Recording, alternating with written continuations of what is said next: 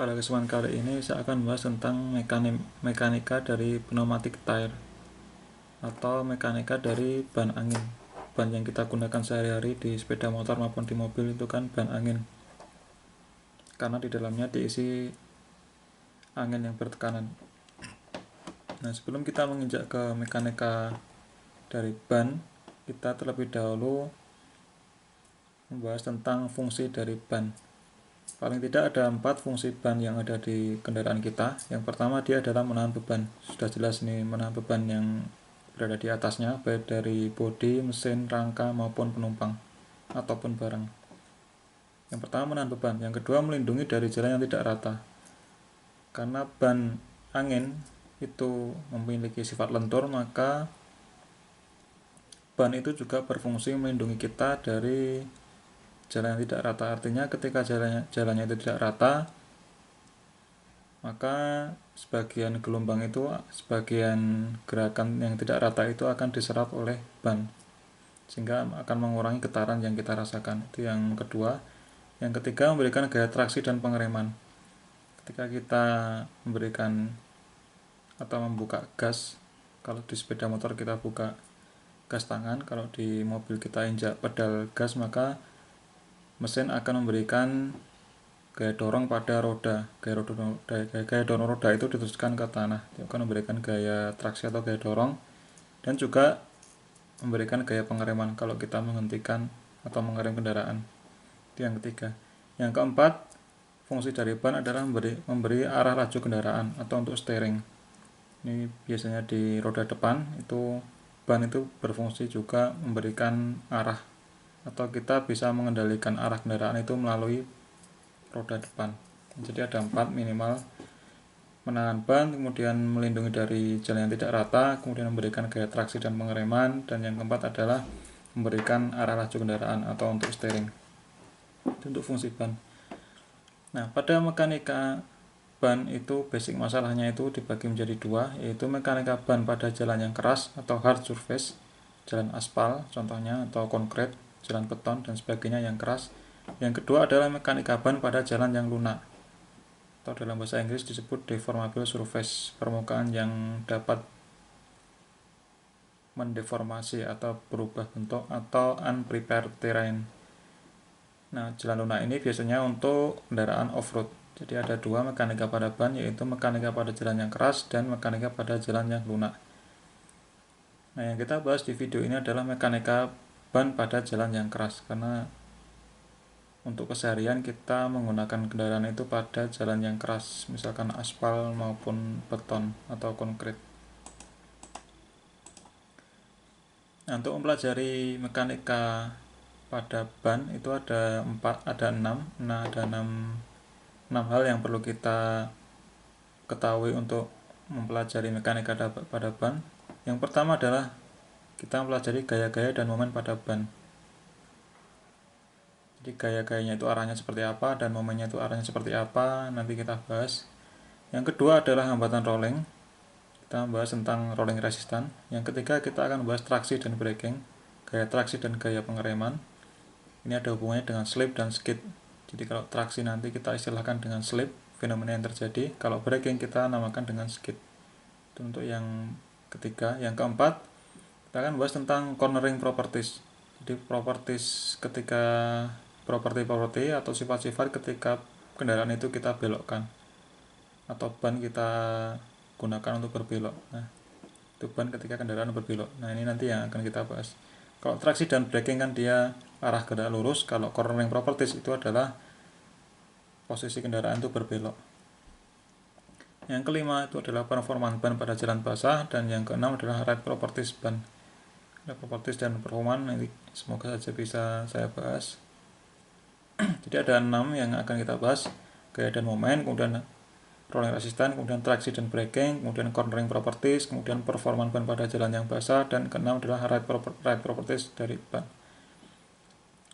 Ini adalah materi-materi dalam mekanika ban angin. Nah, buku yang akan saya gunakan adalah J.Y. Wong, karangan J.Y. Wong. Judulnya adalah Theory of Ground Vehicle.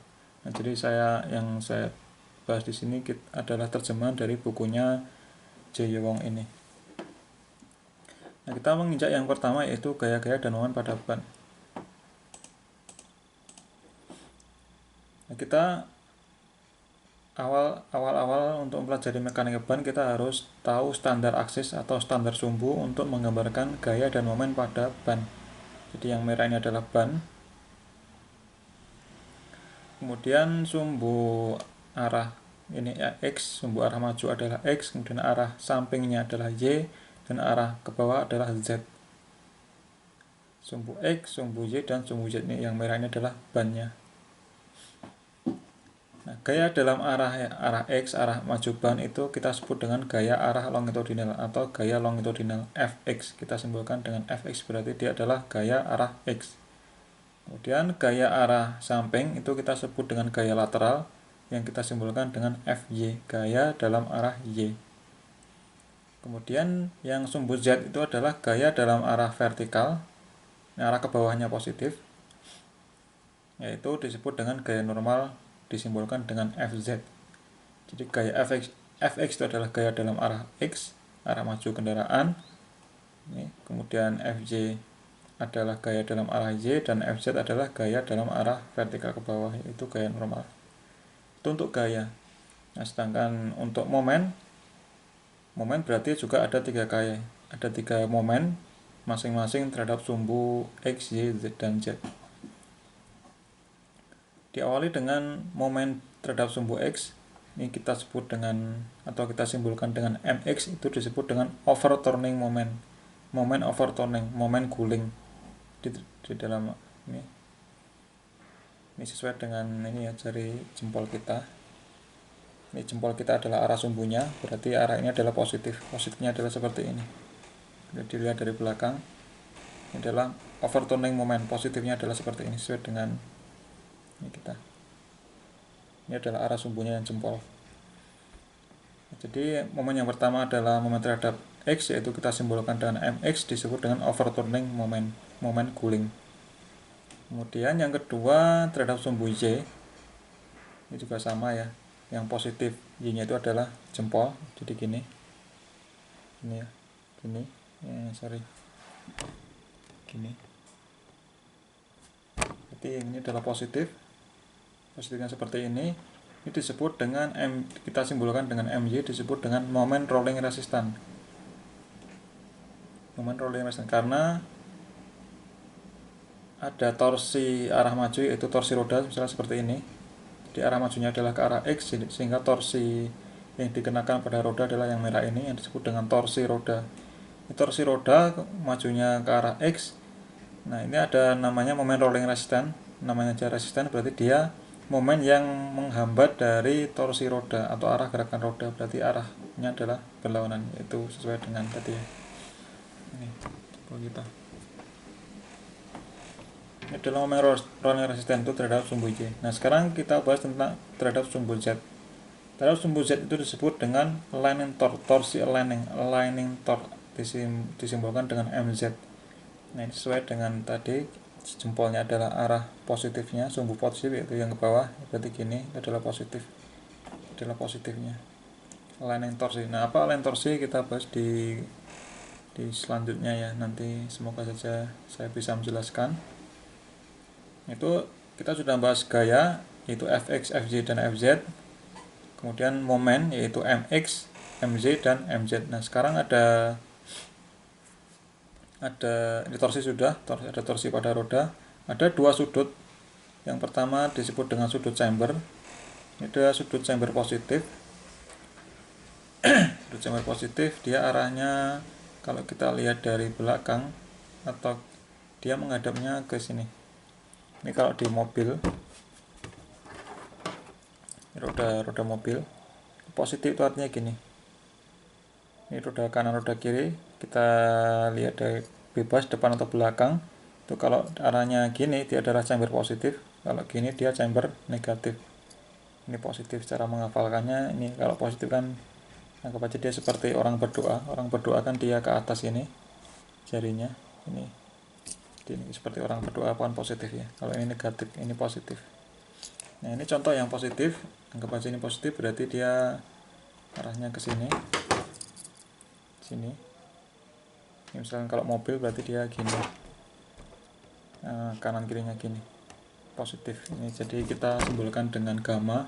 Ini adalah contoh sudut chamber yang positif. Jadi sudut chamber itu kita ukur dari bidang rodanya, bidang roda yang miring ini terhadap bidang tegaknya. Bidang tegak dibandingkan dengan bidang miringnya, itu kemiringannya berapa derajat, kita simbolkan dengan gamma. Nah, ini adalah contoh dari sudut chamber positif. Ada satu lagi sudut, yaitu yang namanya dengan sudut slip, kita simbolkan dengan alfa. Nah, apa yang dimaksud dengan sudut slip? Sudut slip itu adalah sudut yang dibentuk antara arah gerak roda dengan arah bidang roda. Anggap aja arah bidang rodanya itu adalah sebidang dengan XZ, begini arahnya. Kemudian ketika mobil ini atau kendaraan ini berbelok, dia terkena gaya gravitasi ke arah sini, sehingga gerakan rodanya itu adalah yang biru ini adalah arah gerak roda, sedangkan arah dari bidang roda itu harusnya ke X ini, arah rodanya ke arah X, tetapi gerakannya ternyata ke biru ini. Karena apa? Karena ada gaya sentrifugal yang ke sini misalkan. Jadi dia perbedaan antara gerakan realnya, gerakan roda dengan gerakan teoretis. Gerakan teoretis ya sesuai dengan arah dari bidang rodanya. Itu adalah sudut slip. Nah, dengan standar ini itu bisa memudahkan kita dalam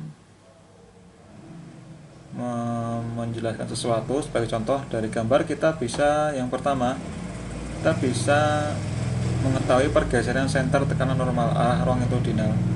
Jadi pergeseran center tekanan normal ini, kalau roda berputar kan senternya itu agak menggeser ke depan dari pusatnya. Nah, pergeseran center tersebut, pergeseran center tekanan normal sesuai di kontak antara ban dengan jalan, itu ditentukan oleh rasio momen rolling resistance dengan gaya normal. Jadi rasio dari perbandingan antara rolling resistance dibandingkan dengan gaya normal itu akan menentukan pergeseran dari resultan gaya normalnya. Karena kalau roda diam, dia gaya normalnya ada di sumbu Z ini, tetapi ketika dia berputar menggelinding itu maka akan muncul ke momen rolling resistance. Dengan adanya momen rolling resistance itu, dia akan menyebabkan pergeseran dari gaya normalnya agak menggeser ke depan. Nah, pergeseran itu ditentukan oleh rasio dari momen rolling resistance dibandingkan dengan gaya normalnya. Nah, itu untuk mengetahui pergeseran dalam arah sumbu X. Nah, sama juga kalau kita ingin mengetahui pergeseran dalam sumbu Y. Pergeseran center tekanan normal arah lateral, arah gaya sumbu Y itu ditentukan oleh sama kayak tadi, yaitu rasio antara momen overturning dibandingkan dengan gaya normal. Itu yang kedua. Dan yang ketiga, integral dari longitudinal shear stress. Ini integral dari dari stres itu adalah tegangan geser pada kontaknya ini. Kalau kita integralkan itu akan menjadi gaya traksi atau gaya rem. Kemudian driving torque, gaya ini, torsi itu adalah untuk akselerasi. Nah, braking torque berarti nanti berlawanan dengan arah torsi ini, berlawanan gini. Itu akan menimbulkan deselerasi. Kalau driving torque itu yang ini adalah driving torque, itu menyebabkan roda maju ke depan. Kalau braking torque itu kebalikannya, dia menyebabkan roda berhenti berputar. Nah, sudut itu seperti yang kita bahas tadi ada dua, yaitu sudut slip dan sudut chamber. Nah, sudut slip itu arah bidang roda dan arah gerak. Ini sudut slip tadi kita bahas adalah perbedaan antara arah bidang roda dengan arah geraknya. Kemudian sudut chamber itu kemiringan terhadap bidang tegaknya, kemiringan roda terhadap bidang tegaknya. Nah, kemudian yang terakhir, dengan adanya gambar ini kita bisa menentukan gaya dalam lateral. Jadi gaya dalam arah lateral itu merupakan fungsi dari sudut slip dan sudut chamber. Jadi gaya dalam arah lateral itu merupakan fungsi dari sudut slip dan sudut chambernya. Karena ketika ada sudut slip berarti dia ada gaya gravitasi. Ada gaya sentrifugal karena dia berbelok. Nah, sudut chamber dia akan menghasilkan gaya juga dalam arah lateral. Nah, ini semoga kita bisa bahas juga sudut camber. Itu adalah pendahuluan tentang mekanika ban. Kita baru membahas tentang standar dari aksis atau sumbu-sumbu dalam menuliskan gaya dan momen pada ban. Di video selanjutnya kita akan bahas tentang hambatan rolling sesuai dengan jadi ya. Ini gaya-gaya dan momen pada ban kita sudah bahas, yaitu sumbu-sumbunya. Nah, yang video selanjutnya kita akan bahas tentang hambatan rolling. Demikian, saya hentikan dulu videonya. Sampai ketemu di video selanjutnya.